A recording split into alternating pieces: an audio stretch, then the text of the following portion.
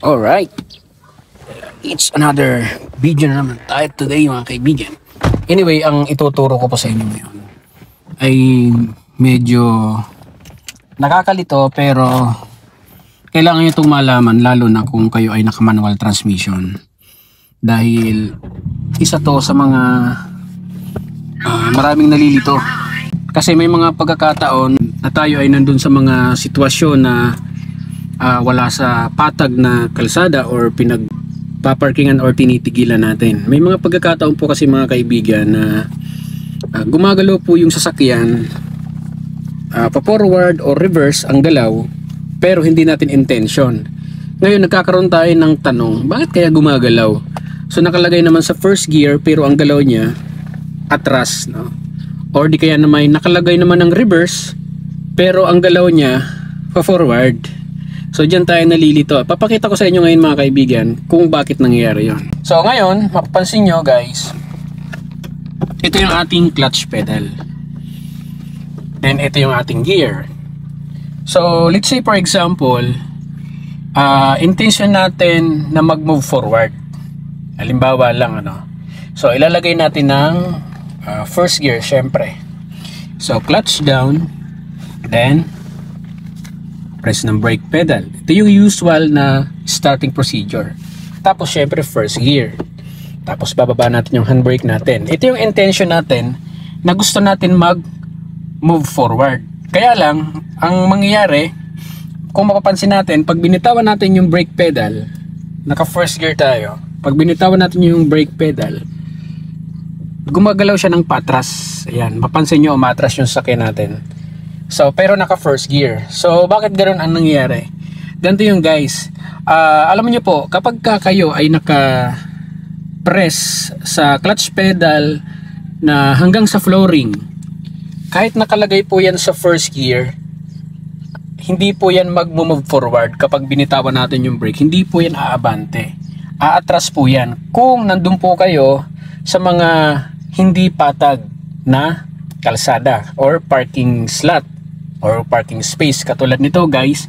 So nakatigil tayo ngayon sa medyo incline, hindi naman siya sobrang incline, so hindi lang siya patag. So ang katumbas po kasi mga kaibigan, nang nakapress po kayo sa clutch pedal hanggang sa flooring, kahit naka-insert pa yung gear nyo ng first gear, ang katumbas po niyan ay pre-wheel, no? Pag naka-long press kayo sa clutch pedal hanggang sa flooring, ang equal niyan ay naka-freewheel. Ibig sabihin freewheel, malayang iikot ang gulong ng kotse nyo depende sa kung saan kayo nakatigil. Katulad nito, hindi naman to patag. So obviously, aatras po talaga yan kasi nga ho, hindi patag yung kinalalagyan natin. So since naka-press pa yung clutch natin hanggang sa flooring kahit naka-first gear. Ang freewheeling po kasi or freewheel, equivalent to neutral din yan. Parang naka-neutral din yung sasakyan nyo. So, ngayon, tetestingin natin na itaas yung clutch until to the biting point. So, itataas ko yung clutch mga kaibigan hanggang sa biting point lang. Pagka naramdaman natin yung biting point at binitawan ko yung brake pedal, saka pa lamang po ito mag-move forward. Ayan, pansinin nyo po, umaabante yung sasakyan natin na hindi katulad kanina na umatras siya. Kasi nga po, yung clutch ay nandun pa sa ilalim hanggang sa flooring. Hindi ko pa siya itinataas para mag-bite yung ating clutch. Kaya wag po kayong magtaka mga kaibigan kung kayo po ay nandun sa mga hindi patag or hindi pantay na kalsada, then intention yung mag-move forward pero umaatras yung sasakyan. Kasi nga ho, yung clutch nun ay nandun pa sa flooring. Kailangan nyo siyang iangat hanggang sa clutch biting point para mag-move forward ang inyong sasakyan. Ganon din po mga kaibigan kapag nandun po kayo sa mga paatras na intention, tapos ang situation ng daan kung saan kayo nandoon nakatigil ay hindi patag. So kung kayo ay aatras sa hindi patag, so obviously kapag kayo ay nakapress sa clutch pedal kahit nakalagay pa yan sa reverse, pwede pong umabante ang sasakyan nyo hanggat hindi nyo tinataas yung clutch, hindi po yan aatras. Ang move po niyan ay paabante kasi nga ho, ang level ng kinalalagyan nyo or tinitigilan nyo ay hindi pantay.